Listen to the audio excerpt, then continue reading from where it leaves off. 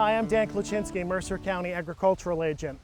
Are you looking for a way to recycle and reuse yard and garden trimmings while improving your soil? Composting is the easiest way to do that. Composting is a natural process in which plant material such as leaves, grass clippings, even this trimming that I just cut, is decomposed or broken down by microorganisms. The end product is a soil amendment which is extremely beneficial. Imagine the recycling which occurs on the forest floor. As twigs, needles, and leaves fall from the canopy and reach the soil surface, microorganisms such as bacteria and fungi slowly decompose that material. The nutrients in the material is released, and what develops is a rich, brown, earthy smelling material which enriches the soil. We can mimic that same process in our own home garden.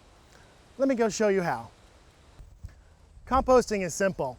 All it takes is the right ingredients and a little bit of work. Two of the most important ingredients that we have to add to a compost pile are both green and brown materials that we've collected in our garden. By green materials or high nitrogen materials, we're talking about things like grass clippings or vegetable scraps. Brown materials or high carbon materials are items that we've collected such as chopped twigs, dried up leaves, or even straw. Those materials combined in the right proportion with water and oxygen in a pile is how we start the process of composting.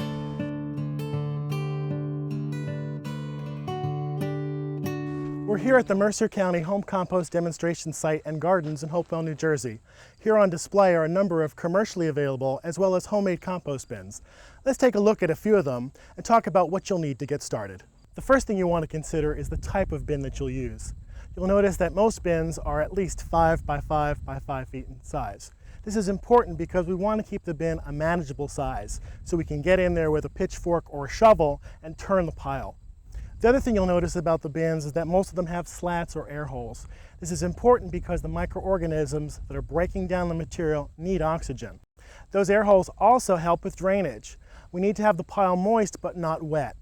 Too wet of a pile and the microorganisms will die. The other thing you should consider is the location of the pile. You certainly don't want to place it near the patio or barbecue where it may be unsightly or cause odor problems. But you want the pile close enough to the source of the material so that you can add it to the pile. The other thing is to make sure that you're near a source of water so that you can add water to the pile as necessary, but don't place the compost bin in a poorly drained area or you'll have too much water. Now that we have our materials, we can begin to fill the bin.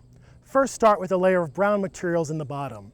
Then, put alternate layers of green and brown materials, each to a depth of about 6 inches. Any large material should be chopped, cut, or shredded. This will increase the surface area, giving the microorganisms more places to begin feeding, and this means faster decomposition. Some people like to add a few shovelfuls of soil to add microorganisms to the pile. That's really not necessary. There's enough microorganisms present on the plant material to begin the decomposition process.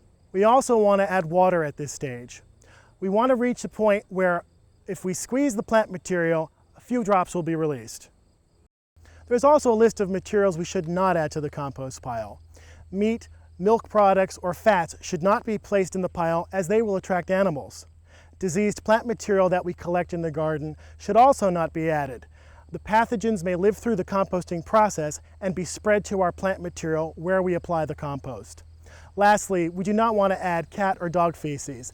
They may spread pathogens to you. As decomposition begins, heat is released, and the temperature of the pile will continue to climb as the activity increases.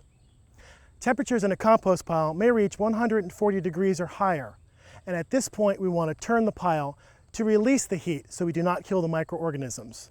This also allows oxygen to be placed in the pile, which is essential. Over the next several months, continue to turn your pile and add water when necessary. When you cannot distinguish the original materials you added to the pile, your compost is ready. The compost can be used as a mulch or as a soil amendment to increase organic matter levels. Compost is an environmentally friendly practice as it reduces the amount of water and fertilizer we need in our garden and the amount of material going to our landfill. For more information on composting techniques and how to use compost in your garden, check out our website.